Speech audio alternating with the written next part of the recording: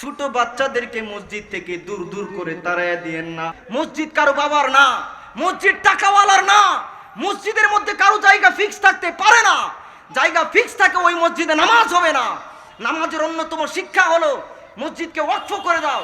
এবার সাদা হোক, কালো হোক, মেম্বার হোক, নেতা হোক, চেয়ারম্যান হোক, যে আগে আসবে সে সামনে বসবে, যে পিছে আসবে সে পিছে বসবে। সাদা কালোর কোনো ভেদাভেদ আল্লাহর কাছে না। সবাই এক কাতারে দাঁড়িয়ে যাও, মওলা আমরা সবাই তোমার গোলাম। আপনারা হাদিসের মধ্যে পাবেন, একদিন আমার নবীজি সিজদায়, জামাতের মধ্যে আমার নবীজি সিজদায় বসা, সিজদার মধ্যেই ছোট ভাই হুসাইন নবীজির কাঁধে উঠা নবীজিরে গুড়া বানায় খেলতেছে। তো নবীজির সিজদা সুবহান রাব্বিয়াল আলা, সুবহান রাব্বিয়াল আলা, সুবহান রাব্বিয়াল আলা, সিজদা দীর্ঘ থেকে দীর্ঘ করতেছে। নামাজ যখন শেষ করছে তখন এক সাহাবী প্রশ্ন করতেছে, হুজুর এমন ঘটনা তো কোনোদিন হয় নাই, আপনি এক সিজদাতে এতক্ষণ কেন কাটাইলেন? জামাতের মধ্যে এমন ঘটনা তো কখনো হয় নাই।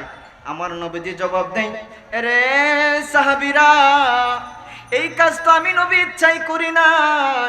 আমি যখন সিজদার মধ্যে আমি সুবহান রাব্বিয়াল আলা পড়ি, সুবহান রাব্বিয়াল আলা পড়ি, আমার হুসাইন আমারে গুড়া বানায় খেলে, আমার আল্লাহ আমারে জানায় দিল, বন্ধু গো, আপনার নাতিরা আপনারে যে গুড়া বানায় খেলতেছে, আপনার নামাজের চাইতেও আমি আল্লাহর কাছে এটার অনেক বেশি ভালো লাগতেছে।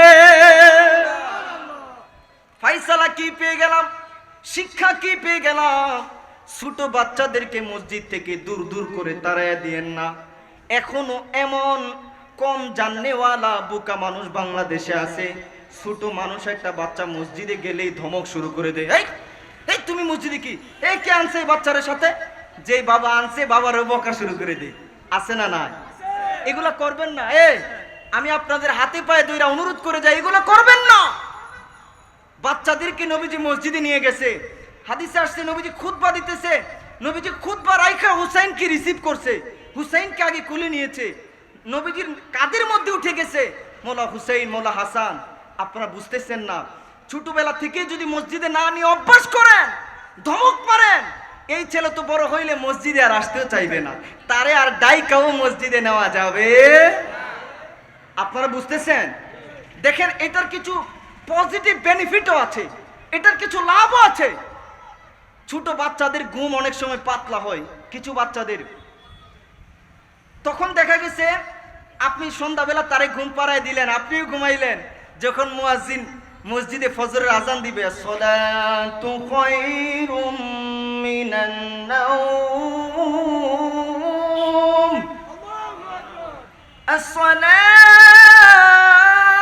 আসসালাতু খায়রুম মিনান নাওম। বাচ্চা দেখবেন সবার আগে উঠে গেছে, আম্মা আম্মা মসজিদে যাব, মসজিদে যাব, নামাজে যাব। আরে বলো কেমনে নামাজে যাবা? কোন আমারে নামাজে যাইতে হবে, নামাজে যাব। তো সে যখন রওনা হয়ে যাবে, একা তো আর সম্ভব না, বাচ্চার বাবারেও বাচ্চার মা ডাকায় দিবে, যাও যাও তোমার বাচ্চা মানে না, তারে নিয়ে তাড়াতাড়ি মসজিদে যাও। তো বাচ্চার উসিলায় বাচ্চার বাবারও নামাজটা কন্টিনিউ হইল কিনা? বলেন না সুবহানাল্লাহ। শুধু কি এটা বাচ্চাদের হলো, যেটা দেখে এটা শিখে বেশি, সাবকনশিয়াস মাইন্ডেই ওরা যা দেখে আস্তে আস্তে তা তাদের অভ্যাস হয়ে যায়, নেচার হয়ে যায়। এখন আপনি যদি তার ছোটবেলা থেকেই পার্কে নিয়ে যান, তার সামনে সারাদিন সিগারেট খান, তার সামনে ফুষ্টি নষ্টি করেন, সে নিজের অজান্তেই এগুলা শিখবে, সে আরো বড় কুসন্তান হবে। আর আপনি ছোটবেলা থেকে মসজিদে নিয়ে অভ্যাস করলে এই যে মহব্বতটা, এই যে আদতটা, এই যে নেচারটা হবে, এটা তার অভ্যাসের মধ্যে রয়ে যাবে। বলেন না সুবহানাল্লাহ। বলে হুজুর কোনো সময় বাচ্চা তো প্রস্রাব পায়খানা করে দিব, আর এটা তোমার চিন্তা করা লাগবে না। যেই বাবা সন্তান নিয়ে আসছে, যদি ময়লা হয় পরিষ্কার করা লাগলে, ব্লিচিং পাউডার দিয়ে ধোয়া লাগলে উনি ধুইব, তুমি কেন ধমক দাও? তোমার এই অধিকার কে দিছে? মসজিদ কারো বাবার না, মসজিদ টাকাওয়ালার না। মসজিদের মধ্যে কারো জায়গা ফিক্স থাকতে পারে না। জায়গা ফিক্স থাকে ওই মসজিদে নামাজ হবে না। নামাজের অন্যতম শিক্ষা হলো মসজিদকে ওয়াকফ করে দাও। এবার সাদা হোক, কালো হোক, মেম্বার হোক, নেতা হোক, চেয়ারম্যান হোক, যে আগে আসবে সে সামনে বসবে, যে পিছে আসবে সে পিছে বসবে। সাদা কালোর কোনো ভেদাভেদ আল্লাহর কাছে নাই। সবাই এক কাতারে দাঁড়িয়ে যাও, মওলা আমরা সবাই তোমার গোলাম। কথা বলেন ঠিক কি না? আপনি বাচ্চা নিয়ে আসছেন, আপনি ধুইবেন না? দোয়া লাগলে উনি ধুইবা, তোমরা কেন ধমক দাও? 2 নম্বরে হলো হুজুর হুজুর বাচ্চাদের মাঝে মধ্যে আওয়াজ করে। শুনেন, আপনারা কারবালার ঘটনা শুনবেন তো? কারবালার ময়দানে নামাজ পড়েছে। এখন তো পারমাণবিক বোমার যুগ, যদি কোনো যুদ্ধ লাগে মানুষ বোমা মারবে। এই বোমা অবস্থায়ও নামাজের ওয়াক্ত হলে একদল পাহারা দিবে, আরেক দল নামাজ পড়তে হবে। এত বড় বোমার আওয়াজের সময় তখন তুমি কেমনে নামাজ পড়বা?